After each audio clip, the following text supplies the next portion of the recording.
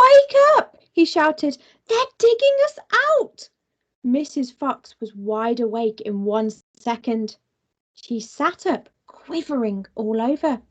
Are you sure that's it? She whispered. I'm positive. Listen, they'll kill my children, cried Mrs. Fox. Never, said Mr. Fox. But darling, they will, sobbed Mrs. Fox. You know they will. Okay, now on this page it says Mrs. Fox was wide awake in 1 second. She sat up, quivering all over.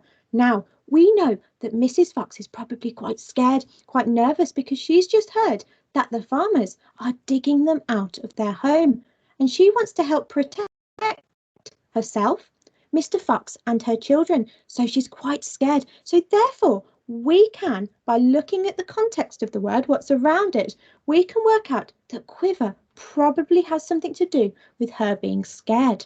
So let's have a look. Well, it says she sat up, quivering all over. So quiver is a verb. It's an action, okay? And it means to shake slightly. Okay, so if you're shaking slightly, you're quivering, and yes, you're normally scared or nervous like Mrs. Fox is in the story. Now, quiver has some synonyms. So it can be tremble. So if you tremble, you're shaking slightly, shaking a little bit. You can have the synonym shake, and you can have the synonym shiver. Now, shiver is normally associated with being cold. So if you're shivering, you're normally cold. So you would use shiver to talk about shaking slightly in the context of being cold. Now, apart from this story, you can say her bottom lip quivered and she started to cry. Okay, so some people, when they're about to cry, their bottom lip starts shaking slightly because they're getting more and more upset, and then they start to cry. So there we go. There's another way in which we can use the verb quiver. Okay, let's carry on reading. Go past our question. Okay, scrunch, scrunch, scrunch went the shovels above their heads. Small stones and bits of earth began falling from the roof of the tunnel. I bet they're very scared, don't you? How will they kill us, Mummy? Asked one of the small foxes. His round black eyes were huge with fright. Will there be dogs? He said. Mrs. Fox began to cry. She gathered her 4 children close to her and held them tight. Suddenly, there was an especially loud crunch above their heads, and the sharp end of a shovel came right through the ceiling. The sight of this awful thing seemed to have an electric effect upon Mr. Fox. So a light bulb went off in his head. He probably had an idea. He jumped up and shouted, I've got it! Come on, there's not a moment to lose. Why didn't I think of it before? So our question, which I'd like you to answer, it's on question number 2 on Year 2 Reading, 2nd of February, Resource 2. But let's talk about it first together. So what do you think Mr. Fox's plan is? Well, let's have a look at the keywords. So we've got think. So again, we're predicting. Remember, we don't know for definite, but we need to predict based on what we've already read. Now, we are looking for a plan. Okay, so what might his plan be? And we need to explain why. So there are 2 parts of this question. What do you think Mr. Fox's plan is and why? Well, let's have a look at what we know. Well, we know the farmers are digging their way into Mr. Fox's hole. Okay, so that's one thing we know. We know the farmers want to catch Mr. Fox. So what might he do if he thinks that the farmers are going to try and catch him? And also, they are underground, aren't they? They are in their hole underneath the tree. So they know the farmers want to catch them, but they're underground. So what might Mr. Fox's plan be? What might he want them to do? Okay, so I'd like you to pause the video now and have a go at writing your prediction. Remember, don't just write what you think, but explain why using what we know, which we have looked at together. Okay, so pause the video now and have a go at writing your answer to question number 2. Okay, year 2, have you predicted? Well, let's find out if you were right. Go back to the page before. Okay, think of what, Dad? A fox can dig quicker than a man, shouted Mr. Fox, beginning to dig. Nobody in the world can dig as quick as a fox. The soil began to fly out furiously behind Mr. Fox as he started to dig for dear life with his front feet. Mrs. Fox ran forward to help him. So did the 4 children. Go downwards, ordered Mr. Fox. We've got to go deep as we possibly can. The tunnel began to grow longer and longer. It sloped steeply downwards.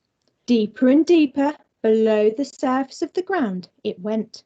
The mother and the father and all 4 of the children were digging together.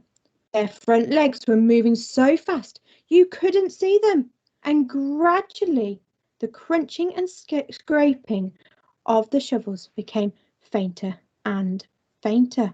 Okay, so now you have got prediction question 3 on your worksheet, and I'd like you to do this one independently. The question is, do you think Mr. Fox and his family will escape from the farmers? So use what you know from this chapter and from previous chapters and predict if you think that Mr. Fox and his family will escape from the farmers. Pause the video now and write your prediction. Okay, year 2, have you made your prediction? And did you include what you think and why using what you've already read? Fantastic, I'm looking forward to seeing your predictions. Well, let's find out if we're right. After about an hour, Mr. Fox stopped digging. Hold it, he said. They all stopped. They turned and looked back up the long tunnel they had just dug. All was quiet. Phew, said Mr. Fox. I think we've done it. They'll never get as deep as this. Well done, everyone. They all sat down, panting for breath, and Mrs. Fox said to her children, I should like you to know that if it wasn't for your father, we should all be dead by your father is a fantastic fox. Mr. Fox looked at his wife and she smiled. He loved her more than ever when she said things like that. So on this page, we have the word pant. They all sat down panting for breath. Now, we know that they've been digging for ages, haven't they? They've been digging with all their might, all their strength. So if we use what we know based on the story, we can work out that panting for breath probably means they're out of breath from digging. So yes, pant is a verb, okay? It's an action and it has 1 syllable. Will you clap it with me? 3, 2, 1, pant. And yes, it means to breathe heavily. And you can have the synonym to gasp. So you're gasping for air. Okay, you're desperate for some air because you've been working. Well, Mr. Fox and his family have been working so hard at digging. So they were out of breath. So they were panting to help them breathe, okay, to get some air. Now we can also use the word pant, the verb pant, aside from the book by saying the dog was panting heavily after he ran across the field. So the dog was probably running with all of his might, okay? He was really, really trying to get to the other side of the field. So therefore, he was exhausted, just like Mr. Fox and his family probably were. So therefore, he was panting heavily to help get his breath back. Okay, fantastic, year 2. Well, now on the worksheet, you also have questions 4 and 5, which you need to use your knowledge of the characters and what to predict what they might say to some questions, okay? And like last time, I don't want you to just tick one answer. I want you to tell me why. So use what you found already in the book and what you know about the characters to predict how they might answer that question. And remember, don't forget to go back to question 1 that we did together and write your answer to that as well. And you can go back in the video to see what I answered for that question, and that will help you, because remember, we did that together, didn't we? Well, Year 2, have a fantastic rest of your day, and I'll see you in our next reading lesson. Bye.